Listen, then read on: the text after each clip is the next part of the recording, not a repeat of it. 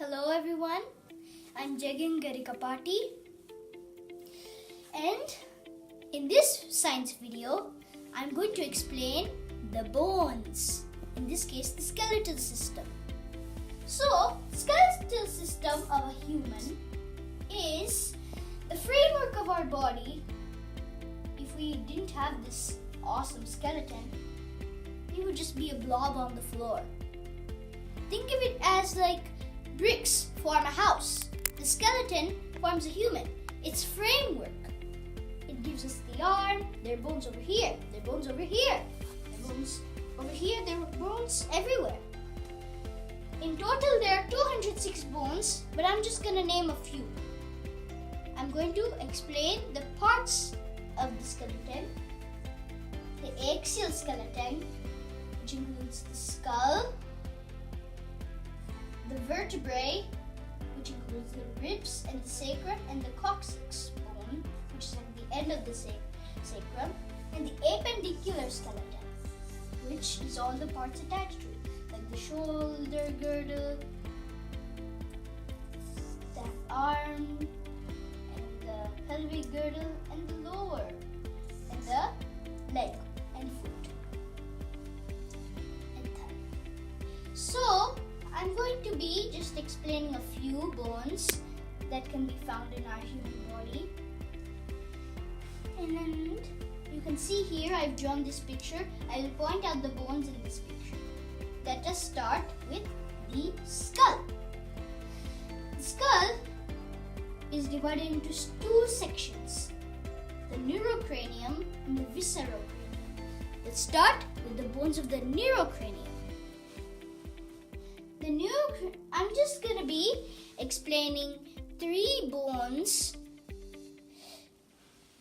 that you can see on the anterior and posterior side, front and back side. So, here is the anterior view of the skeleton. Now I'm going to explain the neurocranium. The neurocranium, as you may guess, near sculpture. Nerve sculpture means blood vessels and nerves. Nerves, we're focusing on nerves. All the nerves come from the brain and spinal cord. That's the nervous system. So, neuro means like a brain word, a brain prefix. Neurocranium, the skull. So, let us start with the frontal bone. You can see here on the front or anterior part of the neurocranium. It has a reason to be called frontal bone because it's literally in the front. So now the frontal bone is located around over here.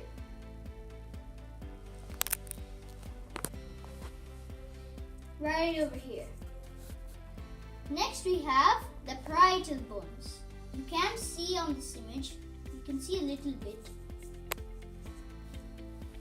But the frontal bone is unpaired. Unpaired means it's like only one bone. The parietal bones are paired. That means they have two bones. Two bones called the parietal bones. The parietal bones are located just about behind your ears, over here. The parietal bones are next to the frontal bone and the occipital bone, which you can't see here on this image. Now, that's the next bone we are going to talk about, the occipital bone. The occipital bone we can't see here on this image, but it's on the back of the head right around here, the posterior image. Here, I drew the anterior image. So the occipital bone is behind the frontal bone and is occupied with the parietal bones and a little bit by the frontal bone. Now, I'm going to talk about the bones of the viscerocranium. First, let's start with the maxilla. The maxilla, also known as the upper jaw, has a function in mastication and communication. It's located right around here. And this is the mandible, as you may know, the lower jaw. It also plays a role in mastication and communication. And over here we have the nasal bone. Nasal bone. The nasal bone is, it has a reason to be called the nasal bone. Nasal, nose. It's, I think, right about here. So, the nasal bone. If you look from the side and inside the skull, the internal lateral view of the skull, then you can see a bone called the ethmoid bone. The ethmoid bone, if you look at it laterally, which is away from the median side, median means close to the median. If you look from here, you can see the ethmoid bone, which is kind of shaped like some triangles, and it's located right about here. That is the bones of the skull. I'm going to look at the vertebral column. So behind, if you look behind or posterior image of the skeleton, you can see the first cervical vertebra, the atlas. Now, I know you may think the atlas, some kind of geography word, but in human anatomy, it's the first cervical vertebra. It's found right about here if you look posterior. Then, behind it, actually, at the bottom of it, we have another cervical vertebra called the axis. That's C2. Then we have all these cervical vertebrae, 3 to 6. Now, over here, you can see this image of the sternum, also known as the breast bone. The sternum has 3 parts. The sternum manubrium, which is located right about here, the sternal body, and the xiphoid process. Now, some ribs not, some ribs yes, but all ribs are attached to the vertebral column. The ribs, they have 12 ribs. It protects, as you may know, if you're really strong. And then you can see a rib cage a little on the bottom. It protects the lungs, heart, and a little bit of the liver. Now,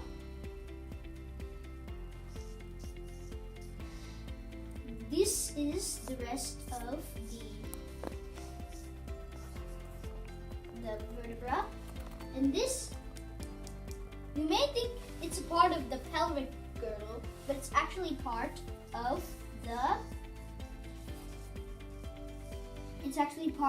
the cervical vertebra.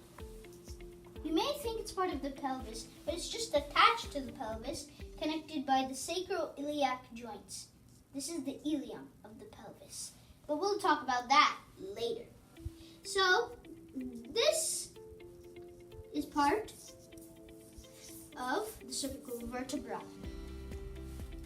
It actually is 5 lumbar vertebrae connected together to form this called the sacrum.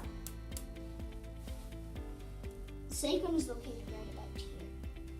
And at the end of the sacrum is a bone, the end of the vertebral column, called the coccyx bone. It may be small, but it's still in your anatomy. Now we're going to talk about the appendicular skeleton, starting with the shoulder girdle. As we know, this is the clavicle. It attaches to the axial skeleton, the vertebra. But anyways, these are the scapulae. And this is one of the longest bones. It's called the long bone. called the humerus. This is the elbow. And this whole thing is the whole arm. You can see it right about here. If you look through an X-ray, then these two bones are connected together to make the forearm. This is the radius and this is the ulna. After that, it forms the wrist. There are 8 bones, small bones that form the wrist. I can only teach you some. The lunate bone, the hamate bone, the triquetral bone, the pisiform bone, and that's all I know. I just need to learn 8 more. Now, welcome to the hand. These long bones right here are the metacarpals. And these are the metacarpals. They are located right about here. Yeah. And then they form the fingers. The phalanges of the hand form the fingers. Although one exception for the thumb. It only has 2 phalanges while the rest have 3 phalanges. The thumb has the proximal phalange of the hand and the dorsal phalange of the hand, while all the rest have proximal, medial, and dorsal phalanges of the hand. Now moving on to the pelvic girdle. Now as you may see here, you may think the sacrum is one of the pelvic girdle, but it's actually one of the part of the axial skeleton, but it is connected to the pelvis by the sacroiliac joints. It's called that because the iliac, ilium, this is the part of the pelvis called the ilium. So sacroiliac joints. And this is the Isaac part of the pelvis. And this is the puboid part of the pelvis. So 3 parts of the pelvis. The ilium, the Isaac, and the pubic. Moving on to the legs and foot. So I have one leg thigh. This is the thigh here and the leg here because I couldn't have room to put these. So here comes, welcome to the longest bone of the body, the femur. The femur is a long bone, that you could say. This is the greater trochanter, lesser trochanter, and it goes all the way down until it reaches the patella, or the knee joint, the knee bone. And now it begins.